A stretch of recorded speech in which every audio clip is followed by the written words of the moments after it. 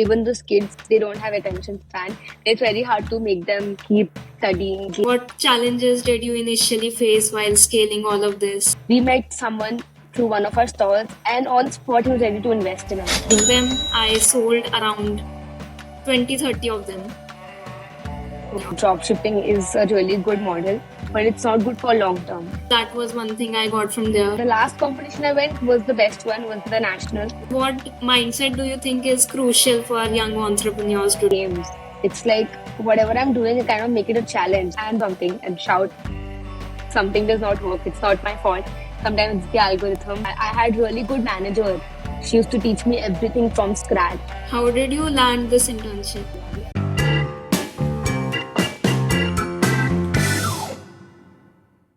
Hello everyone, welcome to yet another episode of Tea with Aditi. Today I am very excited to introduce a guest whose journey is as multifaceted as the jewelry she creates.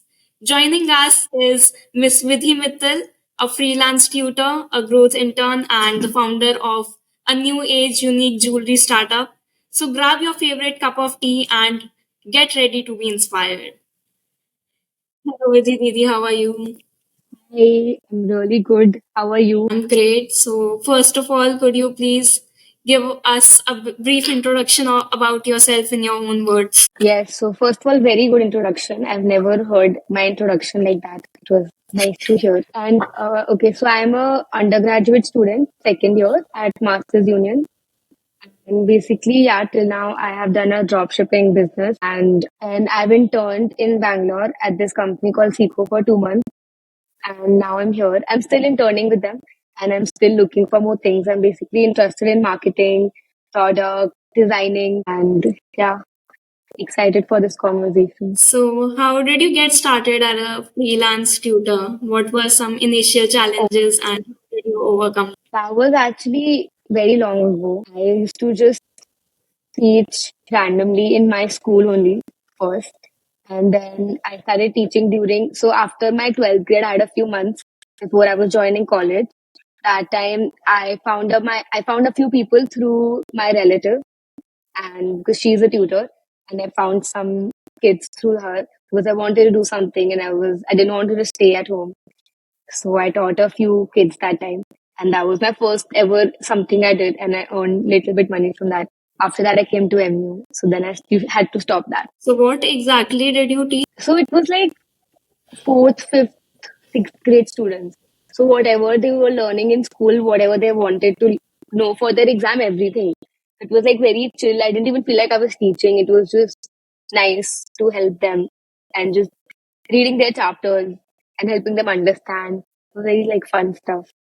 Nothing So, very in short, challenging. you were that exam wala friend who helps you at the last moment. Yeah, but I was trying to help them from the first moment instead of last. Yeah. And it was one challenge I would say was maintaining the fun, because when you're small, you don't. First of all, nowadays no one has attention span.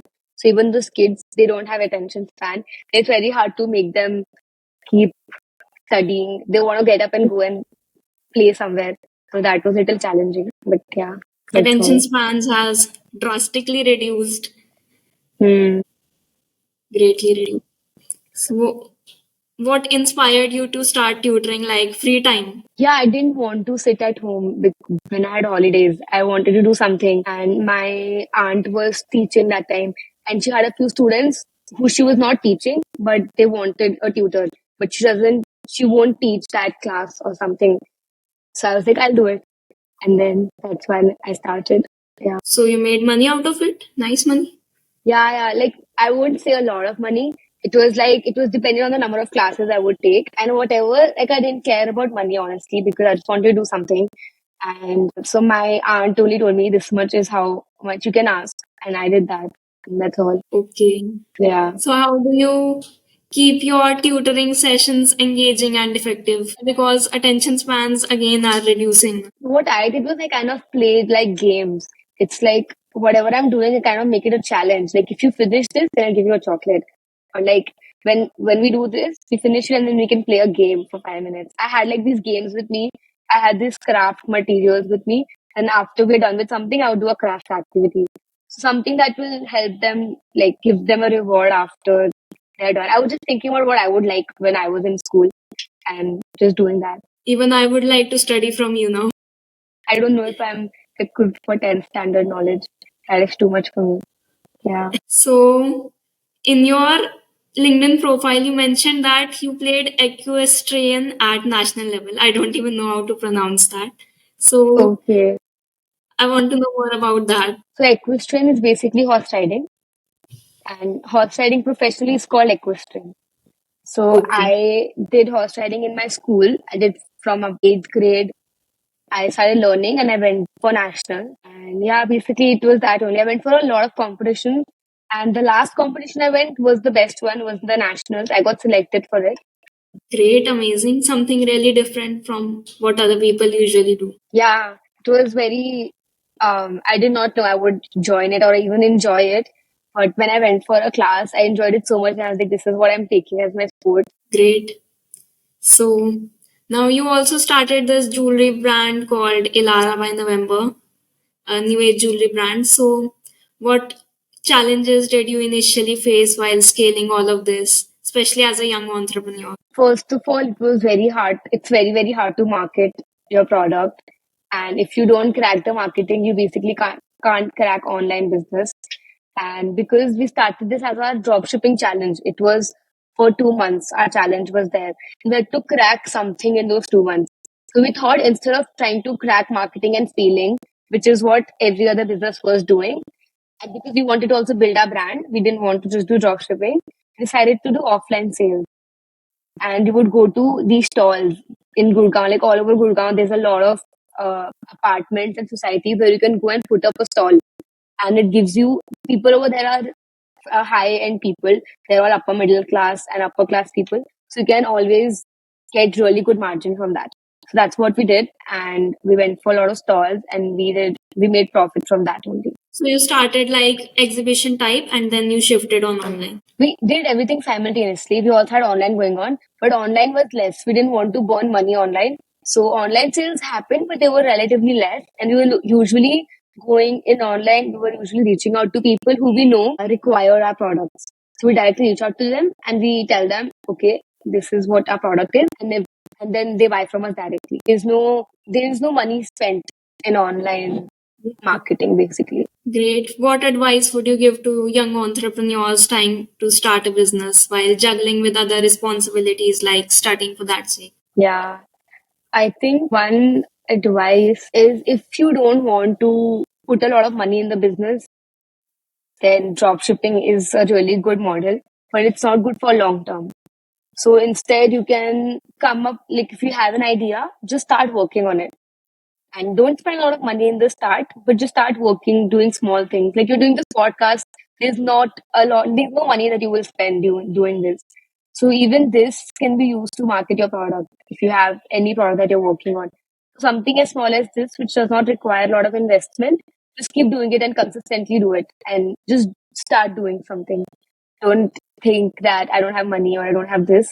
Just do it. It'll work Yeah. out. Someone will see your profile, someone will see potential and they'll want to fund. There are many, many cases like this that I know. So just No keep excuses, no putting, destination, just start.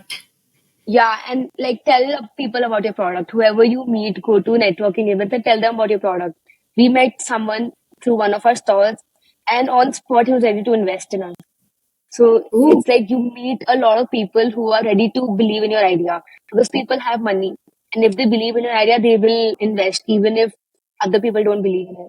And any product can become a good product through marketing, good marketing. So yeah, just do something and shout. coincidences, Yeah, right person, right time. yeah, exactly. Startup तो सब बना लेते हैं पर चला बहुत कम लोग पाते हैं. So what mindset do you think is crucial for young entrepreneurs today? So I did this internship at a startup only called Seco, and they are a new startup kind of. They've been around for 2-3 years only, and the reason they have worked is because they had people around who all believed in the business.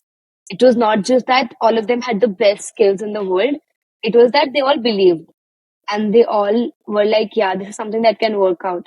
So just finding people who believe that your idea can work out and are ready to work on it, you can obviously crack startups. Like just finding people who believe in you and also knowing when to pivot and when to change your idea. Because even if you think a product is really good, when you talk to a lot of people and you network, like over here, for example, I can talk to any of my professor, I can talk to all my professors and show them my startup idea. And if I get a feedback key, okay, this is not going to work out of 4 people, out of 5 that I talk to, then I have to know that, okay, this is not going to work. I should pivot and find a better idea or do something else. Just not, the idea is not to marry your business, just date your business and leave when you can leave. Does that make sense? Yeah, great, great.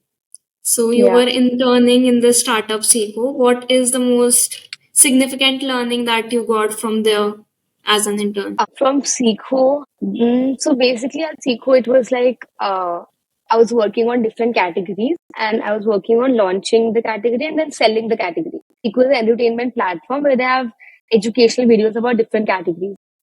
Yeah. So the one thing that I learned there was that trial and error and consistency is very important because I was writing ads every single day and a lot of them did not work. But it's like out of 20 ads, 2 ads will work. So I learned to just not get disappointed. If something does not work, it's not my fault. Sometimes it's the algorithm. Sometimes it's just that it does not capture the right audience that I want to capture. There are a lot of things. So yeah, basically learned that. And I also learned how to actually communicate and network with people because every day I was meeting a lot of people who I had to network with and talk to them. It was important for me to talk to them so I can learn more about what I'm doing. So yeah, before I Communication used to not plays a network major as role. much. Yeah, before I was not that good at networking. I would not want to network. I'm kind of an introvert. So yeah. Same here, same clan. Introvert since very young age. कोई घर पे भी आता था तो then मैं छुप जाती थी, नमस्ते ना करना पड़े. Makes sense. I agree with it. How did you come out of this shell? Like you are meeting new people. So comfort zone से बाहर आना is a big challenge. How did you do that? Yeah. So in school, I used to be extroverted, and then after I came here and I saw so many people here and so much confidence, I obviously became introverted mostly after coming to MU. But then I realized that this is the place where you have to be extroverted because if I don't talk to a lot of people, I won't never understand startups and what I am doing myself completely. That is something that you have to realize that once you realize that talking to people is going to help me only, then I start talking to them. And I also had friends who talk to people and like to network. If you have friends who like to stay in a room or just go back to the hostel, then you will never get out of that shell because you stay in the comfort zone. But Yeah, I yeah. had friends who used to take me out and like just network with people. If you're at an event, if you're at any event, they will be like, come, let's network. They will never say, come, let's go back. So Yeah, finding then you learn. people, yeah, even if you say no, you realize why will I say no? It's a good opportunity for me to do. So finding Yeah. people who are like that and just staying with them, it definitely helps. It plays a major role. Coming back, we were discussing about internships. So, how did you learn all those basic skills that were required in your internship? I actually learned everything at my internship only because before From that I people. had, yeah, like before that I had no experience in performance marketing or in marketing in general. So whatever I had was from dropshipping. It was not very, very huge, but not a lot of experience. But they liked my interview, they liked my CV, so they chose me. And once I went there, I basically learned everything. I learned how to write scripts properly. I learned performance marketing. I learned launching categories. I learned a lot of things, even from product management perspective. So it was very, very full of learning 2 months. Learning from people around you. Yeah, I had really good manager. She used to teach me everything from scratch, and that was really helpful. How did you land this internship? So MU kind of there's a careers team at MU and they help you make your CV. So they just help you format your CV and everything. And then you do that and then they send your CV across to the companies. They only approach the companies and they send your CVs. And if the companies like, so SQL liked 4 CVs from MU and then they called all of us for an assignment, like we had to do an assignment. So we submitted our assignment and then we had interviews. And out of four, two of us got selected for the interview and two of us got into SECO. Great, amazing, proud moment. Yeah, Masters Union is a whole storehouse of opportunities, coincidences, and all of those things. for That is sure, the for best sure. thing. If you had to start everything from scratch, क्या करते आप? Like MU from scratch. No, everything like freelancing, then entrepreneurship, internship, everything. Oh, Like, suppose you have nothing right now, what would you do? I would probably be more like approachable and have little more confidence because I could have gotten more of these opportunities sooner if I was more confident and more approachable and I gone and talked to more people even in my own batch. So definitely that's something I would do. I would talk to more people from my batch and make it happen sooner basically. Whatever I've done till now, which is nothing by the way. But why sooner? Is it not Be- okay now? it is. I think because I delayed it, I also learned a lot of things in that time. But I think if I had some of these learnings before, I would be doing more things now in terms of like with other people in my college. Because all of them kind of had these learnings before me because we have a lot of people who are dropouts. They had 1 year drop year and people who know about this everything, startups and everything from way before, like Dhruv also. You spoke to Dhruv. So yeah, Yeah, yeah. he knows about this from way before and he's like so involved in everything since he's come to MU.